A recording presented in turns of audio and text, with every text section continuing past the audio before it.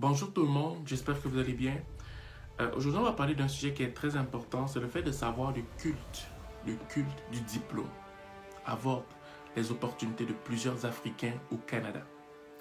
Le culte du diplôme aborde les opportunités de plusieurs Africains au Canada.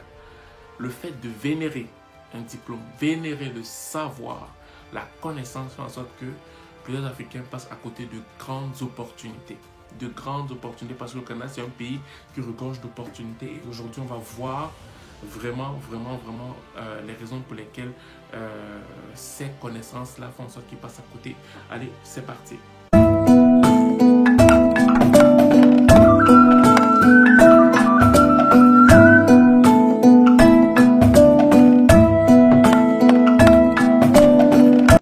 Bonjour, on se retrouve pour une nouvelle vidéo. Bien avant de parler de quoi que ce soit, je tiens d'abord à me présenter pour ceux qui viennent juste d'arriver sur ma chaîne. Je me prénomme Junior Thierry Mbaïko. Je suis consultant en immigration à venir. Ok. J'ai fini ma formation de consultant, fait que j'attends juste des examens pour pouvoir officialiser la formation que j'ai eue auprès vraiment du CRCIC qui donne des examens finaux pour qu'on puisse vraiment confirmer nos connaissances en fait.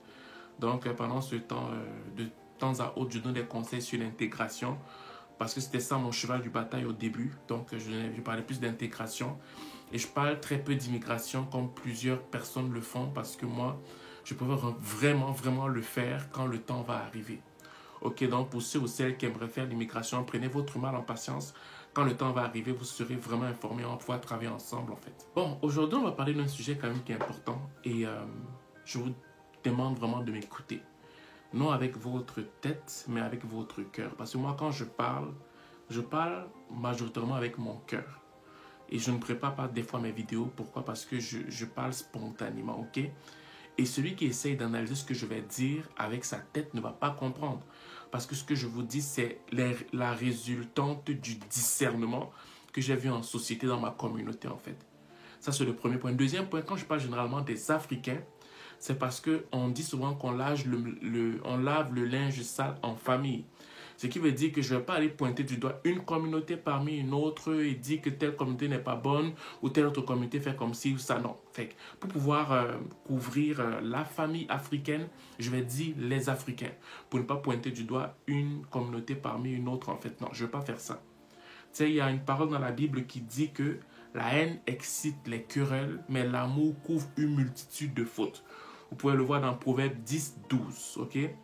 La haine excite les querelles, mais l'amour couvre une multitude de fautes. Donc moi, je pense qu'il faut qu'on se couvre souvent les uns les autres si on se rend compte qu'il y a des failles. Et c'est ce que je fais en généralisant, en disant toujours les Africains. Pas parce que les Africains font tout ce que je suis en train de dire, non, mais parce qu'il y a une poignée qui le font. Mais je préfère dire les Africains pour qu'on puisse quand même se retrouver en famille et trouver la solution pour que nous puissions avancer ensemble sans pointer du doigt qui que ce soit en fait. Aujourd'hui, le sujet dont je vais parler, c'est le fait que les Africains vénèrent la connaissance, le diplôme, fait en sorte qu'ils passent à côté de plusieurs opportunités. Ok? Et c'est normal un peu, pourquoi? Parce que quand on regarde tous ceux qui viennent d'Afrique, savent que depuis le bas âge, on nous a appris que si tu as un bon diplôme, tu vas avoir un bon emploi. Donc, c'est comme si la résultante d'avoir un bon diplôme va te donner un bon emploi qui veut dire que tu réussis dans la vie. Ce n'est pas faux en tant que tel, mais dépendamment du cadre, du milieu, du continent dans lequel tu te trouves, cette façon de penser peut être faussée. Okay? Par exemple, en Amérique du Nord, le fait d'avoir étudié, après avoir étudié, avoir un bon emploi n'est pas forcément synonyme de succès. C'est majoritairement celui qui est créatif qui a le succès. Je recommence. En Afrique, généralement, celui qui a étudié, ok, il a eu des bonnes notes, il a eu ses diplômes et tout, et après il cherche un emploi, il a un très bon emploi, parce qu'il avait eu de bonnes notes et parce qu'il a de bons diplômes. Et voilà, sa vie continue jusqu'à ce qu'il prenne la retraite. Généralement, c'est le circuit de la majeure partie des Africains dans le continent africain. Sur le continent africain. Mais par contre, en Amérique du Nord, ça peut être le même cursus que tu emploies. Ok? C'est pas mauvais. Mais celui qui réussit majoritairement, quand on prend sur 10 personnes, sur 10 personnes qui réussissent véritablement en Amérique du Nord. Et moi, j'entends ici par réussir le fait ne serait-ce que de payer ne plus penser aux factures de base. Allons même juste sur ça. Le fait de payer son hypothèque sans problème, de payer la traite de l'automobile, payer toutes ces charges de base. Moi, allons juste à cette base-là, que moi j'appellerais succès entre guillemets, sans pour autant avoir la pression financière derrière. Prenons juste cette base-là. En Amérique du Nord, tu ne peux pas réussir avec un emploi seulement en te basant sur celui-là, t'accrocher sur cet emploi sans pour autant développer une forme de créativité à côté, te dire que tu as réussi. C'est pas possible. C'est pas possible. C'est pas possible. C'est la raison pour laquelle tu vas te rendre compte qu'en Amérique du Nord, il y aura ce que tu vas entendre beaucoup parler du second revenu, okay, du troisième revenu. Ce langage-là, pourquoi? Parce que les gens ont compris que avec l'emploi, si la créativité n'est pas associée, tu risques de toujours courir après les factures, courir après ton destin, courir après des opportunités. Parce qu'une seule opportunité peut changer complètement ta vie. Une seule opportunité peut changer complètement ta vie. Et les Africains, quand ils arrivent ici, c'est qu'est-ce qui se passe? C'est que les gars ont un cursus, un plan figé. Ils ne veulent pas le changer. Dans leur tête, c'est genre que j'arrive, je vais étudier, je fais mon cégep, je fais mon université, j'ai mon diplôme, je pars chercher un emploi et quand je vais trouver un emploi, ma vie est finie. Jusque-là, je n'ai pas de problème.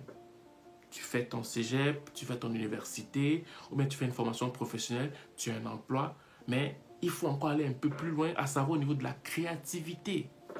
Parce que si tu ne vas pas au niveau de la créativité, tu vas stagner à un moment donné, tu vas plafonner. C'est ça, tu vas plafonner. Et beaucoup d'autres communautés ont compris ça. Tu vas voir des gens qui sont des banquiers, mais qui font autre chose complètement. Il y en a qui ont peut-être, je sais pas, la passion pour le cinéma. Tu vas voir qu'ils vont aller faire... ils finissent là, après ils vont aller chercher peut-être des postes pour faire de la publicité. Tu vas voir, il y a des gens qui vont peut-être... qui sont des informaticiens. Après, ils vont aller s'associer avec d'autres personnes pour créer des applications mobiles. Je ne sais pas si vous comprenez. Tu vas voir des gens qui sont des infirmières.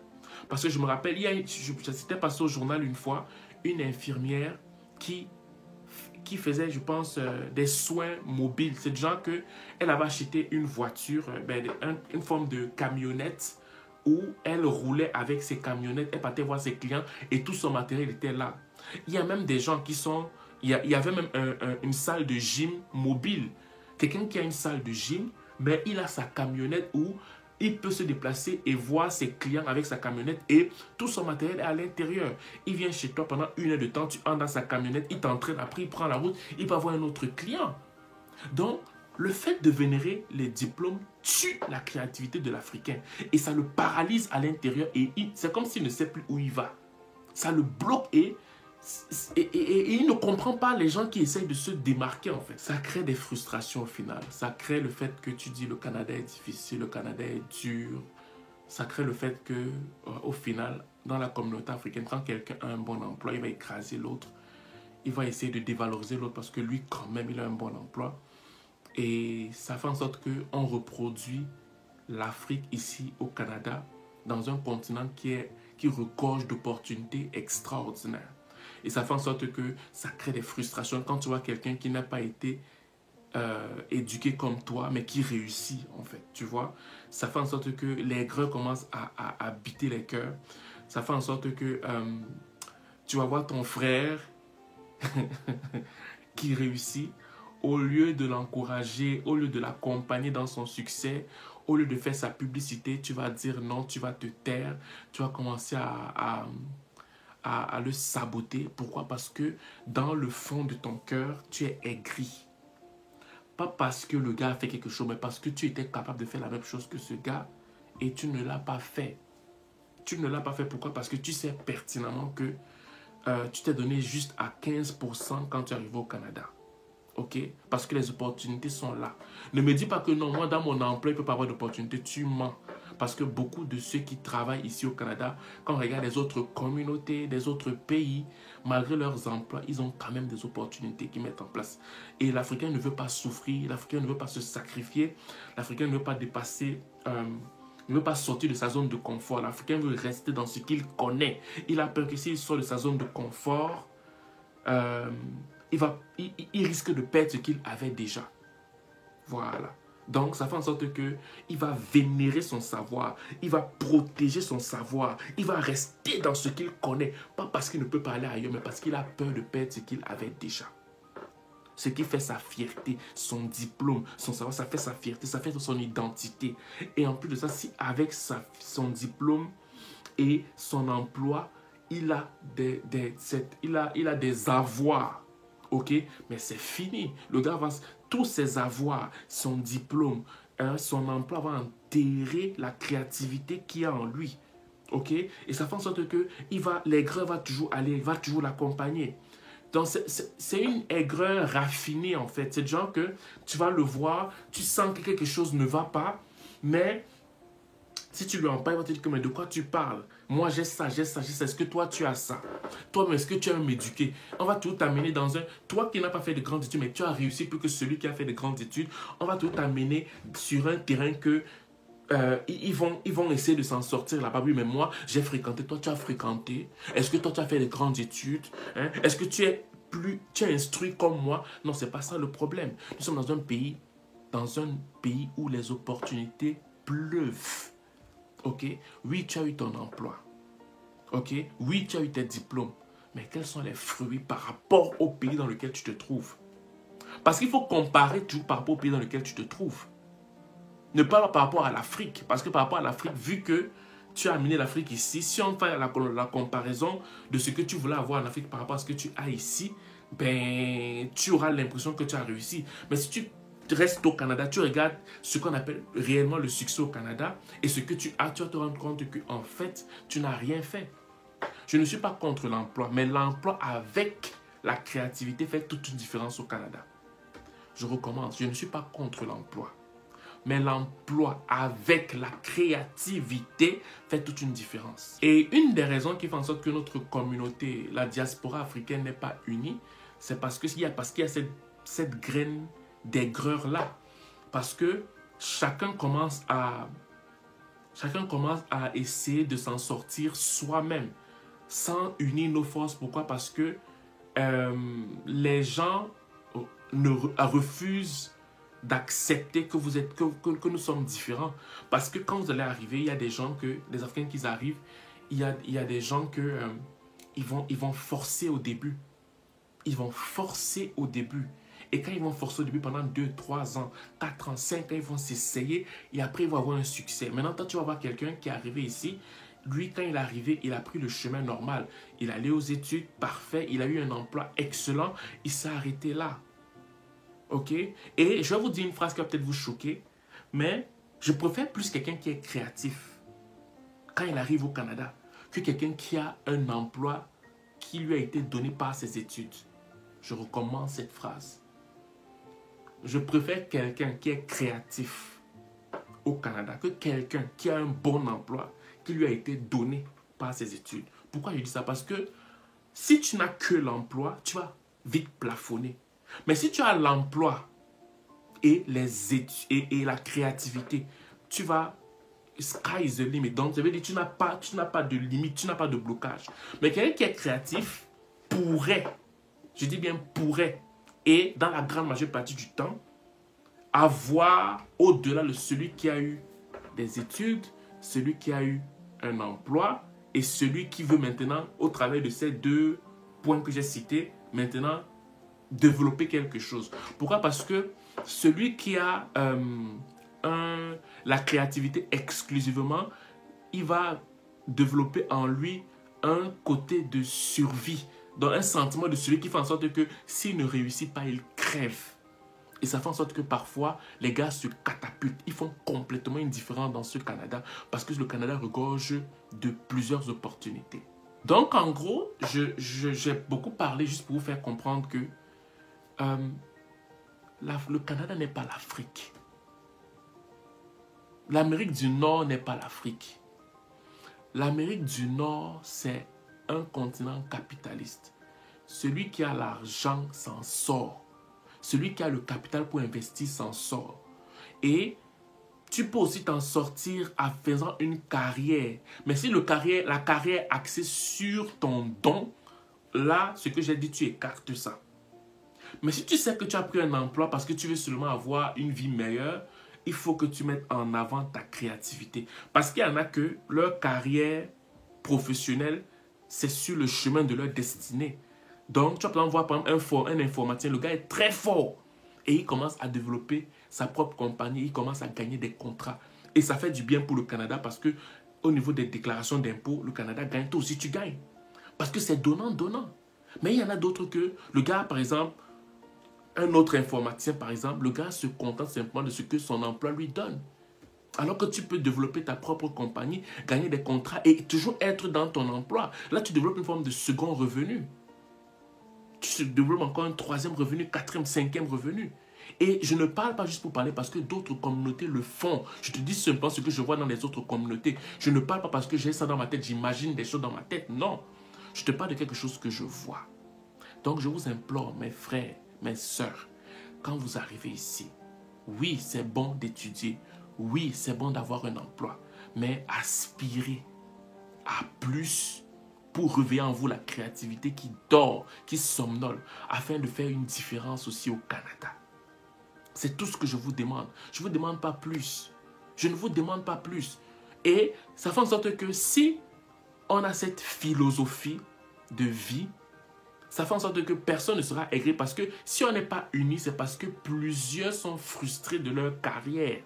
Et c'est la raison pour laquelle chacun fait, une route seule. Pourquoi? Parce que moi, je ne veux pas m'associer avec lui. Pourquoi? Parce que je suis aigri, je suis triste, je suis fâché. Mais tu es fâché du succès de ton frère. Pourquoi? Quand il faisait ce sacrifice-là, c'est le sacrifice du sang. C'est le sacrifice du sang. Le gars, il s'est abstenu de plein de choses. Comment tu peux être jaloux? Ça, on appelle ça la sorcellerie.